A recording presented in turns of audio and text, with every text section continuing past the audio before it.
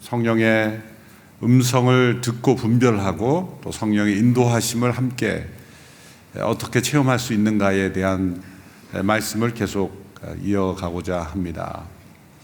성령의 음성을 듣고 분별하는 하나님의 사람들에게서 나타나는 공통점은 겸손이라는 말씀을 들었습니다.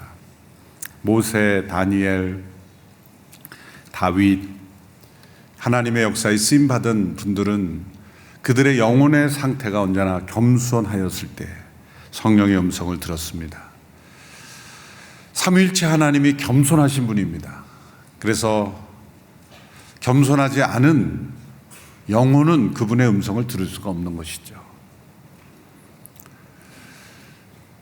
겸손한 분이 교만한 자와 대화할 수가 없습니다. 여러분이 어떤 교만한 사람과 대화해 본 적이 있습니까? 몇 마디 나누다가 보면 대화를 그만하고 싶지 않습니까? 교만은 자기 자신에 사로잡혀서 다른 사람과 대화하는 것 같지만 실상은 자기가 하고 싶은 말만 하는 것이죠. 상대방에 대한 배려, 상대방이 어떤 생각을 가지고 있는지, 또 상대방에게 내가 어떻게 맞추어 줄 것인가 보다는 나에게 다른 사람이 어떻게 맞출 건가에 초점을 두기 때문에 교만한 영혼은 다른 사람의 음성을 듣지 못합니다. 빛이 어둠과 어찌 함께 할 수 있겠습니까? 교만한 영혼이 어떻게 겸손한 분의 음성을 들을 수 있겠습니까? 들리지가 않는 것이죠. 또 교만한 자들 가운데 겸손한 자가 함께 한다면 그 겸손한 영혼은 교만한 자들을 이기려고 하지 않습니다. 겸손한 분은 조용히 자리를 비킵니다.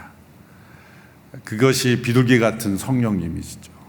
겸손하시고 온유하신 성령님은 교만한 영혼들 가운데 거하지 않습니다. 더부 비둘기처럼 조용히 떠나는 거죠. 그 성령의 임재하심이 경험될 수 없는 것이고 성령의 음성이 들리지 않는 것이 아니라 자신이 듣지 못한 겁니다. 성령님은 말씀하지 않는 것이 아니라 말씀하고 있으나 나의 교만한 영혼의 그 가림막에 막혀서 내 죄와 상처, 교만, 나 중심적인 어떤 삶의 습관, 이 모든 것에 또 정직하지 못한 거짓, 상황을 있는 그대로 보지 못하고 자기의 영혼을 있는 그대로 보지 못하는 교만 속에 사로잡히기 때문에 성령님께서 수없이 말씀하셔도 들리지 않는 것입니다. 성령의 음성을 듣고 분별하는 마음의 태도, 가장 중요한 것 겸손입니다. 이런 성령의 음성에 겸손으로 들을 것을 강조했던, 제가 어제 말씀드렸던 이그나티우스 로열라라는 분, 또 조한 웨슬리, 또 요나단 에드워드, 이런 분들이 또 하나 강조한 것, 성령의 인도하심을 경험하는 중요한 또 하나의 요소가 있다면 그것은 우리 안에 있는 감정, 정서라는 요소입니다. 우리는 믿음이 감정에 의지해서는 안 된다고 배웠습니다. 우리의 믿음은 언제나 하나님의 변함없는 말씀, 약속에 근거해야 한다고 배웠습니다. 그런데 자칫 이 감정, 우리의 정서가 믿음에 있어서 하나님과의 관계에 있어서 차지하는 중요성을 완전히 배제해 버리면 안 됩니다. 감정주의는 감정이 우리의 믿음이 근거가 되고 내 느낌을 하나님보다 더 중요하게 여기는 것이 감정주의인데, 우리의 감정과 정서를 통해서 성령님께서 어떻게 말씀하시는지를 듣는 데 있어서 그 중요한 역할을 배제하면 안 된다는 것이죠. 감정을 우리의 믿음의 위협적인 요소, 또 반대적인 요소로 생각하면 안 됩니다. 내가 느끼고 어떻게 느끼느냐, 어떻게 내 감정이 움직이는가는 믿음에 있어서 하나도 중요한 것이 아니다라는 것은 또한 잘못된 믿음. 그러니까 감정주의는 하나님보다 내 감정을 더 중요하게 여기는 거고, 감정을 완전히 배제하는 것 또한 또 하나의 잘못된 극단인 것이죠. 하나님께서 주신 지정의 가운데 우리 감정은 우리의 믿음에 있어서 아주 중요한 역할을 하고 또 그 감정이 특별히 성령의 인도하심에 있어서 중요한 역할을 한다는 것입니다. 그래서 우리의 정서에 주의를 기울여야 한다는 것이죠. 예수님께서 우리에게 분명히 말씀하셨습니다. 내가 너희에게 세상이 줄 수 없는 기쁨을 주신다. 그러므로 우리가 성령 안에 거하고 성령님이 우리를 인도하시는 데 있어서 이 기쁨이라는 이 정서적인 요소는 매우 중요한 것이죠. 예수님 우리에게 나의 평화를 너희에게 주노라 말씀하셨죠. 그 평화는 우리가 느끼는 것이지 지적인 것이 아니죠. 평화라는 것을 논리적으로 아무리 설명한다고 평화가 있습니까? 그 평화는 내가 느끼는 겁니다. 기쁨에 관한 수많은 논문을 읽는다고 기쁨이 얻어집니까? 기쁨은 내가 느끼는 것입니다. 사랑도 마찬가지죠.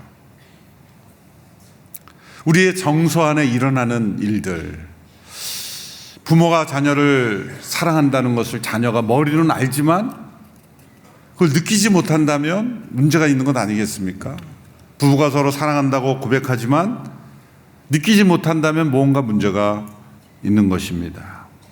하나님께서 독생자 예수 그리스도를 주시기까지 우리를 사랑하셨다는 것을 우리가 머리로 이미 압니다. 심지어 예수님 믿지 않는 사람들도 압니다. 성탄절이 어떤 날이라는 걸 그들도 압니다. 성경의 주장을 그들은 주장이라고 생각하고 하나의 의견이라고 생각하죠. 예수님이 세상에 오신 이유가 뭡니까? 라고 말하면 우리가 알고 있는 그대로 대답할 수 있는 사람도 있습니다. 어렸을 적 교회를 다녔던 사람도 있고 또 미션 스쿨에서 채플에서 들은 적도 있고 또 심지어 자기 혼자 독학으로 공부한 사람도 있어요. 그 지적인 많은 요소들이 그에게 아무런 삶의 변화를 가져오지 못하고 있는 거죠. 머리로 하는 이성적인 정보가 그의 삶을 움직이지 못하고 있다는 거죠. 파스칼의 팡세라는 책에 보면 이런 문구가 있습니다. 모든 정신적인 사유는 감정에 항복한다. 이 말의 뜻은 우리가 정신적인 생각, 사고, 이성으로 우리의 감정을 이끌고 가고 있는 것 같지만 실상은 정반대라는 거죠. 우리가 느끼는 그 감정대로 우리는 생각하고 판단한다는 거죠. 우리의 모든 사유가 감정에 항복한다는 거예요. 정신적 사고가 더 강합니까? 느끼는 감정이 더 강합니까? 무엇이 누구에게 더 항복하냐는 거죠. 감정이 이긴다는 거죠. 그 사람들은 생각하는 대로 느끼는 것이 아니라 느끼는 대로 생각한다. 그래서 인간의 본질을 이 파스칼이 아주 정확하게 지적했습니다. 따라서 우리의 감정, 우리의 정서적 요소가 우리의 영적 생활에 있어서 매우 중요한 역할을 하고 있다라는 것을 먼저 염두에 두고 이것이 성령의 인도하심에 어떻게 영향을 미치는가를 우리는 생각할 수 있어야 된다. 고든 스미스라는 분이 예수의 음성이라는 책에서 이런 성령의 인도하심, 성령께서 우리의 감정을 통해 어떻게 말씀하시는가에 대한 아주 좋은 글들을 많이 썼는데 그 중에 제가 한 문장을 읽어드리도록 하겠습니다. 자신의 정서와 접촉하지 않는 사람들은 하나님과 접촉하지 못한다. 왜냐하면 그분은 우리의 정서적 삶의 썰물과 밀물을 통해서 우리에게 말씀하시기 때문이다. 그러므로 우리는 분노와 두려움, 절망을 정직하게 바라볼 수 있는 방법을 배워야 한다. 우리는 기쁨 속에서 성장하는 방법을 배워야 할 필요가 있다. 기쁨과 평화는 우리가 성령과 동행하는 믿음을 가진 사람들인지 아닌지를 가려주는 참된 시금석이 된다. 우리는 기쁨 안에서 행동할 때만 믿음 안에서 행동하게 된다. 그 책 가운데 가장 중요하게 여기는 부분을 이렇게 발췌했습니다. 자신의 정서와 접촉하지 않은 사람은 하나님과 접촉하지 못한다. 하나님은 우리의 정서적인 삶의 밀물과 썰물, 우리의 감정 속에 수많은 밀물과 썰물이 이렇게 지나가는데 그것을 통해서 말씀하신다는 거죠. 자신이 왜 지금 분노하고 있는지, 자신이 왜 두려워하고 있는지, 자신이 왜 불안해하고 있는지, 정반대로 자신이 안에 있는 이 기쁨, 평화, 만족, 이 사랑, 이 기쁨이 어디서 온 건지를 분별하지 못한다면 하나님과 동행할 수 없다는 거죠. 그것을 정직하게, 자신의 감정에 정직하게 반응할 때 성령님께서 나를 어떻게 인도하시는지를 올바로 분별할 수 있다. 이것이 오랜 믿음의 역사적 전통 속에 있는 분들이 우리에게 주시는 지혜입니다. 지혜. 어제 말씀드린 이그나티우스라는 분이 영성 훈련, 수련, 그 책에서도 가장 강조하고 있는 분이 바로 이런 부분입니다. 성령의 인도하심을 충동적으로 선택하는 것이라고 오해하는 분들이 있어요. 정반대입니다. 성령의 인도하심은 충동적으로 일어나지 않습니다. 겉으로 볼 때는 갑작스러운 어떤 결정으로 변화가 일어난 것 같지만 성령의 인도하심과 충동은 다른 겁니다. 충동적이라는 것은 그것이 하나님의 뜻이라는 확신도 없이 육신의 감정에 이끌려서 선택하는 겁니다. 성령 인도하심은 그 감정 속에 하나님의 뜻이라는 것이 분명히 나타나요. 그래서 제가 이러한 글들을 통해 지혜를 얻고 저에게 때로 찾아와 어떤 인도하심을 구하는 분들이 있어요. 대부분 우리 목회자들도 있고 또 어떤 분들이 어떤 결정을 내릴 때 제가 그렇게 결정했습니다. 그러면 저는 그 말을 보지 않고 그 감정을 보려고 노력해요. 그 어떤 감정인가? 그 표정과 언어와 그 이면에 있는 감정을 보려고 노력할 때, 아, 이분은 충동적인 거구나. 왜냐하면 그 말 속에 조금만 대화해보면 뭔가 어떤 상처 때문에 움직이려고 하는 거예요. 두려움 때문에 움직이는 거 아니에요. 불안 때문에 움직이려고 하는 거예요. 때로는 어떤 미움 때문에 움직이는데 그걸 성령이 인도하시며 말할 때는 아, 이게 잘못 가고 있구나. 성령 인도하심은 그것이 아무리 어려운 결정이고 때로 그것이 이해하기 힘든 어려운 결정일지라도 놀랍게도 평화가 있어요. 누구를 비난하지도 않습니다. 탓하지도 않습니다. 원망하지도 않습니다. 그 속에 기쁨이 있어요. 평화가 있어요. 평화가 있어요. 그런데 겉으로는 하나님의 인도하심이라고 말하는데 그 속에 말할 수 없는 불안이 있고 또 누구를 원망한다고 비난하거나 누구에 대한 미움, 상처로 가득 차 있는 것은 성령의 인도하심일 수가 없습니다. 왜냐하면 예수님 내가 주는 것은 기쁨과 평화라고 말씀하셨기 때문에. 그러니까 이 고든 스미스라 이런 분들이 오랜 시간 동안 성령님과 동행하는 삶을 통해서 내려준 이 지혜가 참 올바른 거예요. 내가 성령 인도하심 가운데 있는가를 살펴볼 때는 내가 무엇을 아는가를 살펴보지 말고 내가 무엇을 느끼고 있는가, 또 내 정서 속에 무엇이 담겨 있는가.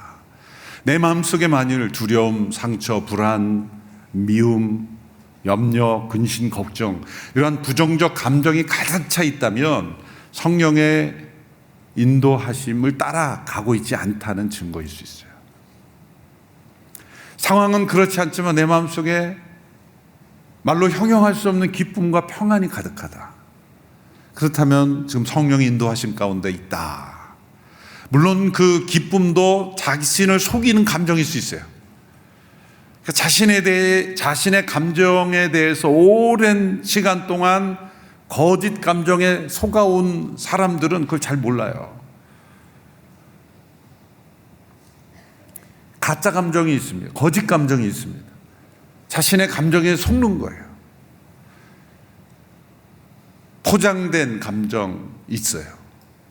그래서 그 감정에 익숙하게 살아온 사람은 성령 인도하심을 받을 수가 없어요. 그래서 항상 자기가 결정해놓고 성령님이 결정하셨다. 말은 하나님의 인도라고 하는데 다 자기의 결정인데 특별히 자기의 갇혀있는 결정, 충동적인 결정. 이그나티우스라는 분, 제가 말씀드린 분이 영적 분별할 때 이 감정을 크게 두 가지 상태로 구분했습니다. 하나는 위안의 감정, 영어로는 consolation이라는 감정인데 하나님과 교제할 때 느낄 수 있는 믿음, 소망, 사랑 등등 평화, 기쁨의 감정들, consolation의 상태가 있고, 두 번째는 desolation의 감정이 있다. 황폐함, 황망함.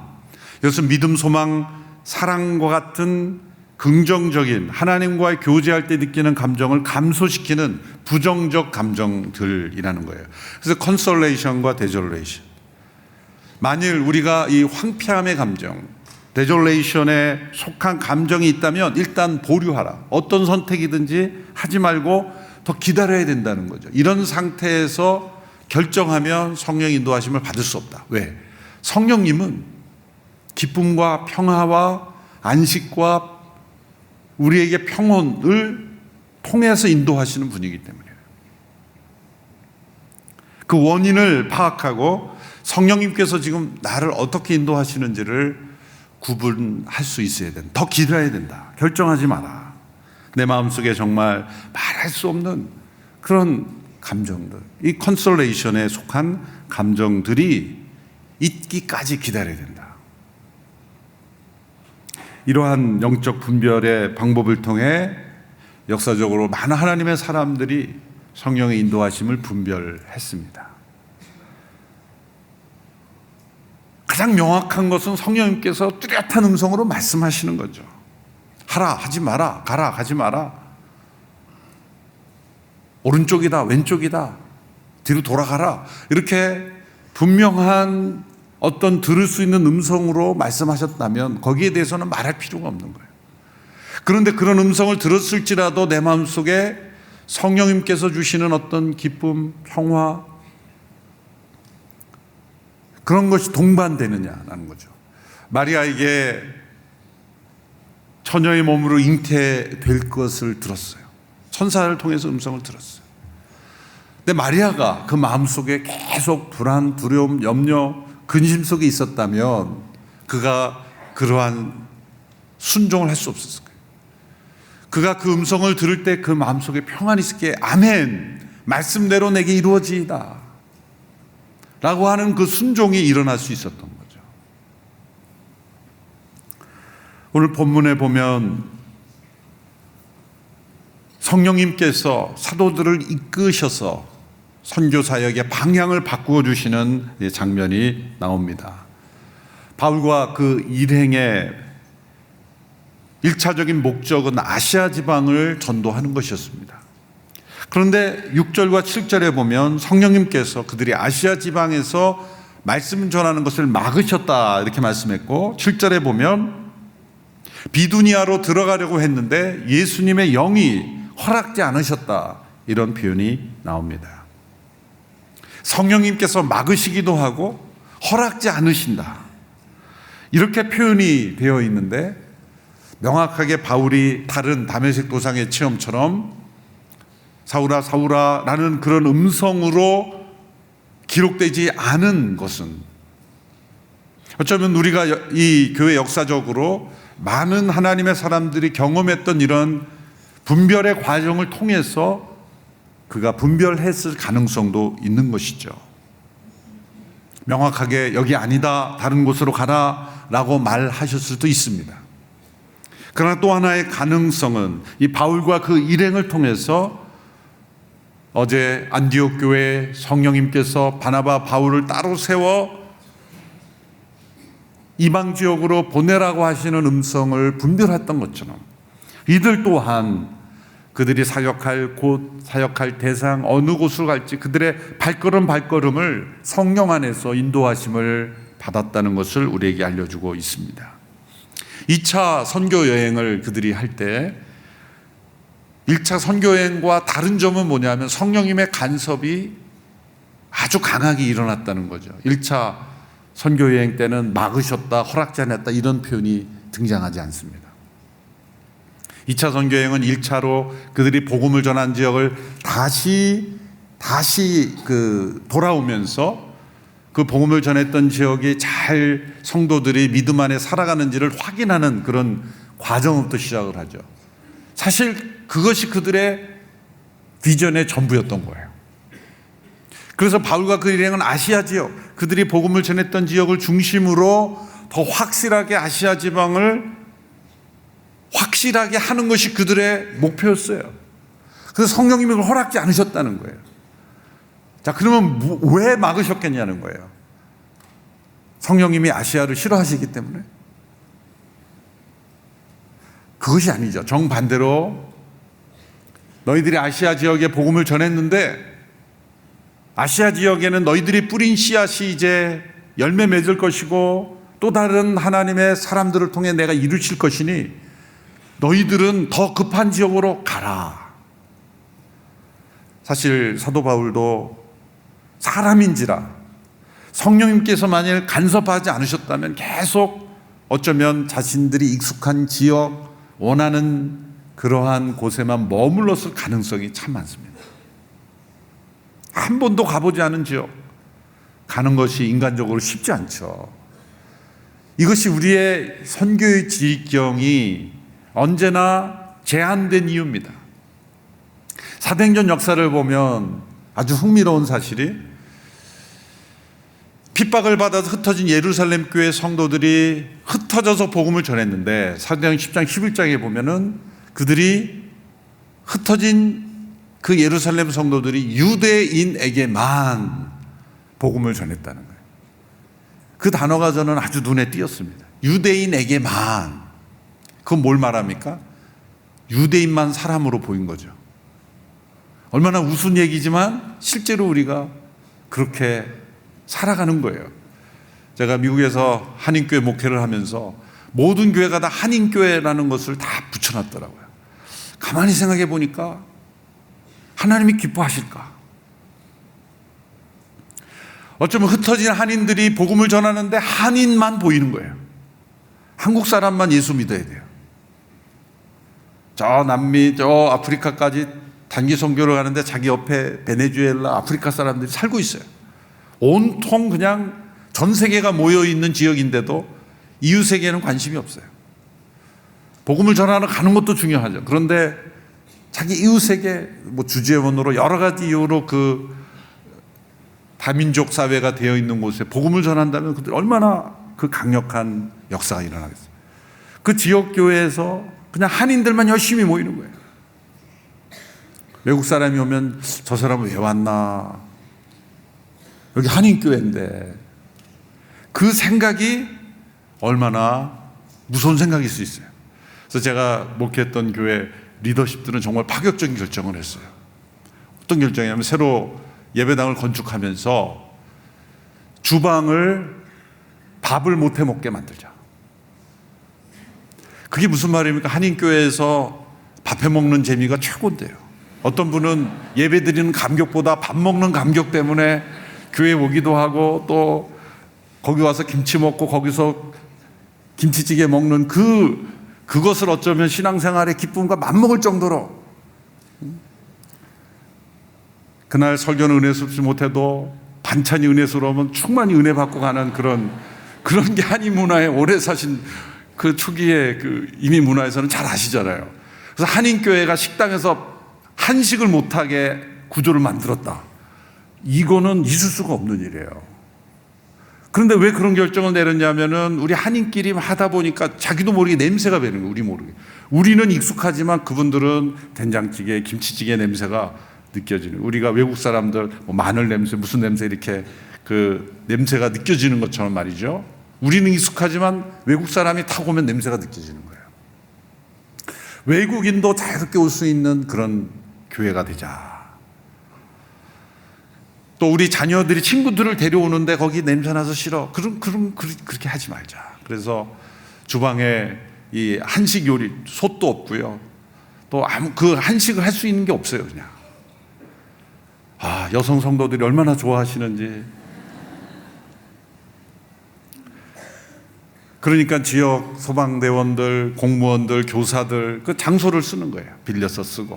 너무 좋다는 거예요. 지역사회에 개방된 그런 교회가 되었어요. 그래서 지역사회에서 여기저기서 뭐 플렉 받으러 와라, 뭐 그 감사패 받으러 오라. 제가 영어도 못하는 제가 아주 고생했어요. 그 유대인들이 흩어졌는데 유대인들에게만 복음을 전했다. 그게 우리로 봐서는 얼마나 아이러니한 일이에요. 그런데 그런 일들이 우리의 육신의 본성에서 이루어진다는 거예요. 우리는 익숙한 사람을 만나고 익숙한 문화 속에 있는 사람들에게만 우리가 친숙하기를 원하죠. 성령님께서는 그것을 뛰어넘게 하시는 거예요. 사도행전의 역사는 어떻게 하면 그 자기중심적인, 자기 민족적인, 자기에 사로잡힌 그 문화를 깨트려서 복음이 확산되도록 하시는가. 성령님께서 역사하시는 것은 바로 그거예요. 성령 안에 살 때 우리가 뛰어넘어야 될 것은 이 자기 중심적인, 자기 민족 중심적인. 그래서 비두니아로 가려고 했던 바울과 일행을 허락지 아니하시고 어디로 보냈어요? 드로아로 보내요. 드로아는 그 바닷가예요. 저 바닷가에 가면 아니 바다밖에 없는데, 그러니까 바다 너머를 보지 못한 거예요. 바다 너머를. 사도 바울조차도 그랬다면 저와 여러분 오죽하겠습니까? 드로아에는 바다지만 하나님께서는 바다 너머의 마게도니아 유럽 대륙을 바라보고 계셨어요. 이스라엘 백성들이 홍해 앞으로 인도하셨을 때 아니 우리를 바닷가로 내모셔서 어떻게 하실 건가라고 생각했고, 뒤에서는 애굽의 군대가 따라오지만 하나님께서는 바다에도 길을 내시는 하나님, 우리에게 놓여있는 장벽 자체가 새로운 길이 되는 거예요. 성령이 인도하심을 따라가면 바로 그런 역사가 일어난다는 것이죠. 오늘 본문 9절 10절에 보십시오. 바울이 드로아 바닷가에서 환상을 봅니다. 같이 한번 읽어볼까요? 9절 10절 시작. 한밤중에 바울은 마케도니아 사람이 서서 마케도니아로 와서 우리를 도와주시오 라고 간청하는 환상을 보았습니다. 바울이 환상을 본 후에 우리는 그들에게 복음을 전파하라고 하나님께서 부르셨다고 확신하고 즉시 마케도니아로 떠날 준비를 했습니다. 말씀 중에 확신하고 즉시라는 단어가 눈에 띄입니다. 환상을 통해 성령님께서 마케도니아로 건너가라. 왜 환상이 나왔을까요? 환상이라는 초자연적인 현상을 통해 말씀하지 않으시면 사도 바울조차도 그들의 이성적 판단으로는 그 바다 너머를 볼 수 없었다는 거예요. 그러니까 성령의 인도하심은 때로 이렇게 초자연적 현상을 통해 우리를 깨우치는 것은 이성적으로는 뛰어넘을 수 없는 한계 속에 우리는 늘 머무르기 때문에 바다 앞으로 인도하시고 환상을 통해 바다를 뛰어넘게 하시는 거죠.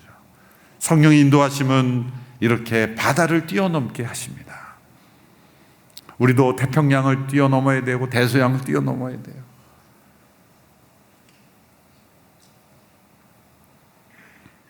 선교 현장에서 성령의 인도하심을 따라 일하는 선교 현장에 가보면 하나님께서 준비하신 사람들이 있습니다.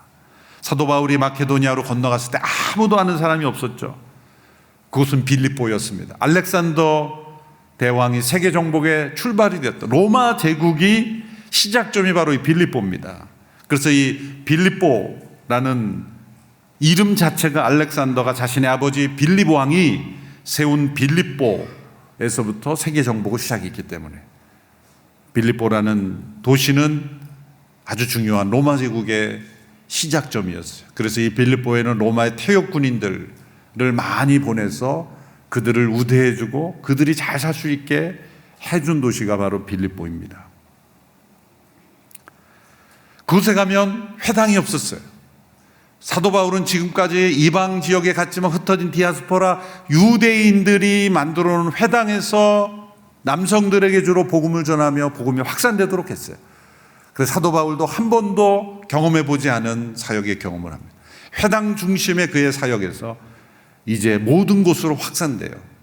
그래서 성문 밖 강가에 모여있던 여인들에게 복음을 전하는 일로부터 시작을 합니다. 그것에 루디아라는 옷감 장사하는 여인을 만나게 되고, 그 당시로 보면 여성 CEO죠.